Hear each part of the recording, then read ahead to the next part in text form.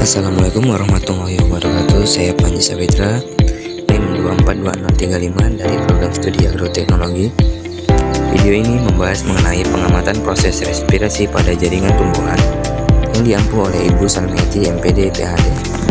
Latar belakang. Respirasi merupakan salah satu proses fisiologis penting yang berlangsung pada semua makhluk hidup, termasuk tumbuhan. Melalui respirasi, tumbuhan memperoleh energi yang dibutuhkan untuk pertumbuhan, pembelahan sel, penyerapan air dan mineral, serta aktivitas metabolisme lainnya. Energi yang dihasilkan berasal dari hasil pemecahan senyawa organik, seperti glukosa, dengan menggunakan oksigen yang kemudian menghasilkan karbon dioksida, air, dan energi dalam bentuk adenosin trifosfat, ATP, Salisbury-Cross, 1995. Tujuan praktikum.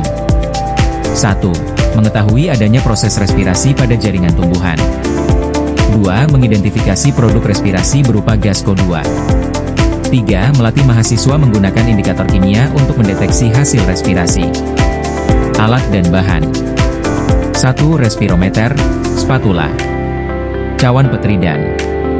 2 bahan yang digunakan yaitu kecambah kacang hijau, kapur sirih, koh, NaOH, cairan berwarna merah, kapas, dan troleum jelly. Cara kerja. Pertama, siapkan alat dan bahan. Kemudian pada pelakuan pertama dengan kapur, taruh kapur di atas kapas yang sudah dikoyak kecil. Kemudian masukkan ke tabung respirator.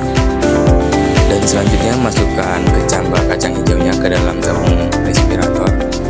Kemudian direkatkan dan setelah itu diberikan vaselin agar udaranya itu tidak keluar.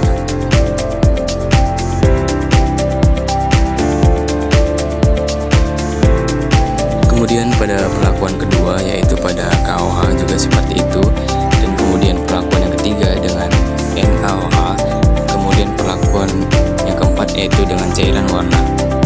Kemudian catat dan tulis hasilnya di kertas. Hasil dan pembahasan. Berdasarkan hasil pengamatan pada tabel, dapat dilihat bahwa pada perlakuan biji kecambah dengan kapur, terjadi perubahan warna indikator menjadi lebih pucat setelah 15 menit, serta munculnya uap air yang awalnya berembun kemudian menjadi berair. Hal ini menunjukkan bahwa proses respirasi berlangsung aktif pada biji kecambah, di mana uap air yang terbentuk berasal dari hasil samping respirasi seluler. Kapur di sini berfungsi sebagai indikator yang menunjukkan adanya perubahan gas akibat aktivitas respirasi. Pada perlakuan biji kecambah dengan koh, warna indikator awalnya kuning dan berubah menjadi kuning oranye setelah 15 menit. Kondisi uap air tetap lembab tanpa ada perubahan yang signifikan. Kalium hidroksida, KOH, dikenal mampu menyerap gas karbon dioksida, CO, yang dihasilkan dari respirasi. Maka dari itu, meskipun biji tetap melakukan respirasi, gas CO2 tidak terdeteksi dalam jumlah besar karena langsung diserap oleh KOH, sehingga perubahan warnanya tidak terlalu mencolok. Sementara itu, pada perlakuan biji kecambah dengan NaOH, warna indikator tidak mengalami perubahan berarti, tetap kuning dari awal hingga menit ke-15, namun kondisi uap air meningkat dari lembab menjadi sangat lembab bahkan berair.